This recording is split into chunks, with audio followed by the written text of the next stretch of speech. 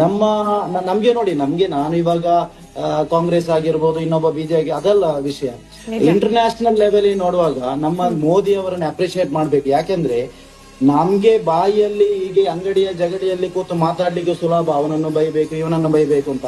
But international level balance ಆಗಿ ಹೋಗೋದಿದೆಯಲ್ಲ, ಆ ಒಂದು ಏನು ಹೋಗಿರುವುದರಲ್ಲಿ ಯಾವ ತರ ಅಂತಾರಾಷ್ಟ್ರೀಯ ನಾಯಕರ ಜೊತೆ, ಬೇರೆ ರಾಷ್ಟ್ರಗಳ ಪ್ರೈಮ್ ಮಿನಿಸ್ಟರ್ ಜೊತೆ ಇರ್ತಾರೆ, ಅದನ್ನು ನಮ್ಮ ಮೋದಿ ಅವರು ಬಹಳ ಕ್ಷಣದಿಂದ ಇಷ್ಟರವರೆಗೆ ನಿಭಾಯಿಸಿದ್ದಾರೆ ಅಂತ ಹೇಳ್ಬಹುದು. ನೀವು ನೋಡಿ, ನಮ್ಮ ವೀಕ್ಷಕರ ಗಮನಕ್ಕೆ ಸಫಾನ್ ಅವರೇ ನಾನು ಹೇಳ್ತಾ ಇರೋದು, ನೀವು ಅನುಭವದಿಂದ ಮಾತನಾಡ್ತಾ ಇರೋದು ಇದು.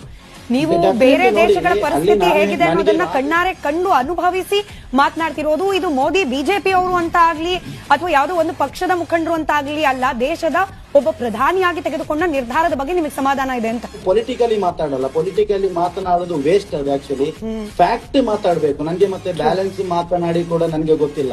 ಸೊ ನಮ್ಗೆ ಇವಾಗ ನೋಡಿ, ಮಿಸೈಲ್ಗಳು ತಲೆ ಮೇಲೆ ಹಾರಾಡ್ತಾ ಇದೆ, ಏನೆಲ್ಲ ತುಂಬಾ ಬೇರೆ ಕಂಟ್ರಿ ಅವರೆಲ್ಲ ಇಲ್ಲಿದ್ದಾರೆ, ಪಾಕಿಸ್ತಾನಿಗಳಿದ್ದಾರೆ, ಬಾಂಗ್ಲಾದೇಶಿಗಳಿದ್ದಾರೆ, ಶ್ರೀಲಂಕನ್ ಇದ್ದಾರೆ.